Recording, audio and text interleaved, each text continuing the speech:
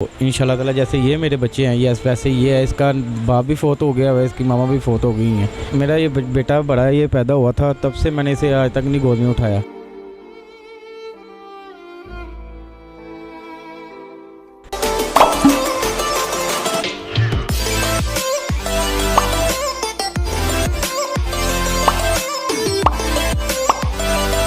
बिस्मिल्लाहिर्रहमानिर्रहीम। अस्सलाम वालेकुम नाज़रीन, मैं हूं सोबिया और आप देख रहे हैं रोशन पॉइंट। आज हम दानिश के घर में मौजूद हैं जो दो छोटे छोटे बच्चों का बाप है। एक तीसरा जो बेटा है वो उनके भाई का है। उस बच्चे के ना माँ है ना बाप है, वो तीनों बच्चों की कफ़ालत खुद करता है। 4 साल पहले उस बंदे का एक्सीडेंट हुआ तो उनकी कमर की हड्डी पे चोट लगी। इलाज ना करवाने की वजह से उनकी कमर की हड्डी बाहर आ गई। इलाज करवाने के लिए गए तो पता चला कि इनको हड्डियों की टीबी है और टीबी इस कदर होगी कि इनके मैदे तक पहुंच गई और इनका मैदे का भी ऑपरेशन करना पड़ा। आज ये टीबी की दवाई नहीं खा सकते क्योंकि इस बंदे के लिए खुराक ज़रूरी है। ना ये चल सकता है ना ये बैठ सकता है जब तक इस बंदे को बेल्ट ना लगे।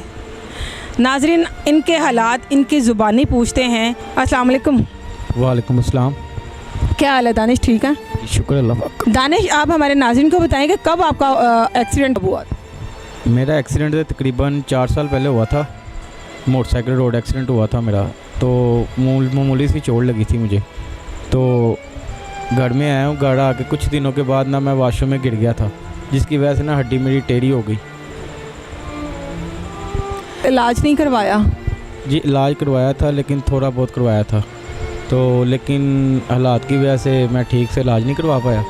तो तकरीबन इसी तरह ही मैं 1.5-2 साल रहा हूँ। उसके बाद जब डॉक्टर के पास मुझे लेके गए हैं भाई मेरे बड़े जो फ़ौत हो चुके हैं, वो लेके गए हैं, तो उन्होंने बताया कि आपको हड्डियों की टीबी भी है, तो जिसकी वजह से इसकी मेडिसिन वगैरह खानी पड़ेगी। तो हालात की वजह से मैंने शुरू नहीं की मेडिसिन, तो आहिस्ता आहिस्ता मैदे पे चली गई, जिसकी वजह से मेरा ऑपरेशन हुआ, मेजर ऑपरेशन हुआ था।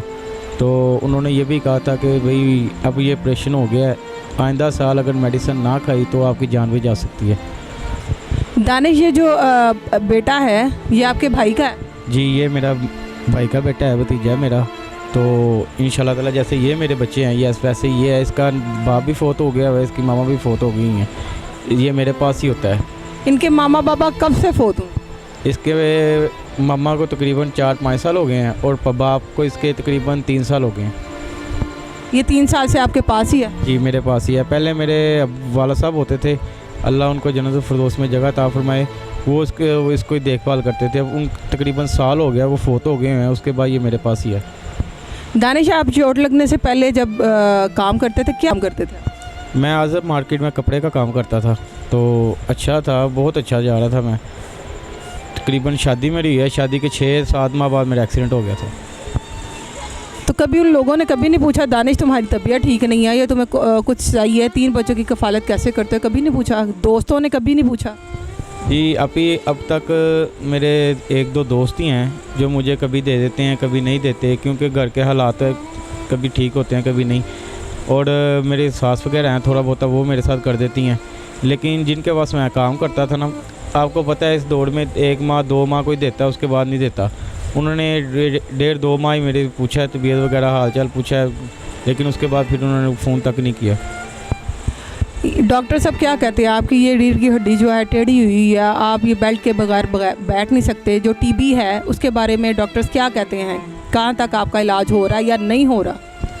जी मेरा ना कमर की हड्डी टेढ़ी हो गई है, तो वो डॉक्टर से बात की थी, वो कह रहे थे पेन वगैरह ठीक हो जाएगी लेकिन सीधी नहीं होनी है, ठीक है, जिसकी वजह से मेरे कमर पे वज़न नहीं पड़ता और जिसकी वजह से ये टांग भी मेरी फोल्ड हो गई है।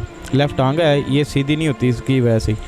तो लिहाजा उन्होंने कहा था मेडिसिन शुरू करो। मेडिसिन के साथ साथ खुराक की बहुत ज़रूरत होती है, ठीक है। उन्होंने मुझे खुराक बताई है, गोश्त वगैरह, कीमा वगैरह, देसी घी वगैरह, फल फ्रूट वगैरह, ये मुझे बताई हैं। लेकिन आपको पता है मेरे बच्चे हैं, मेरी वाइफ है, लेकिन घर का कर लूँ या अपना कर लूँ, दोनों में से एक ही काम हो सकता है, वो भी बहुत मुश्किल से, क्योंकि रेंट पे घर है, 6,000 रुपये रेंट है घर का, 2-3 हज़ार रुपये बिल आ जाता है, बहुत मुश्किल से गुजारा होता है। जब कोई दे देता है तो दे देते हैं, नहीं तो मालूम करने की बातें सुननी पड़ती हैं।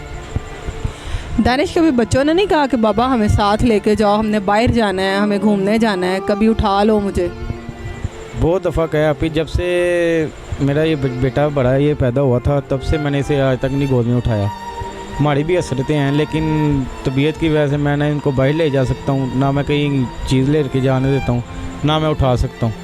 सिर्फ मैं 24 घंटे लेटा रहता हूँ, बेल्ट के बगैर मैं बैठ नहीं सकता, ना मैं चल सकता हूँ। पेन मुझे 24 घंटे ही होती रहती है, यहाँ तक दर्द होता है कि बर्दाश्त से बाहर हो जाती है। मुझे पसीना आ जाता है जब मैं टांग सीधी करूँ वगैरह, तो बहुत दर्द होता है मुझे।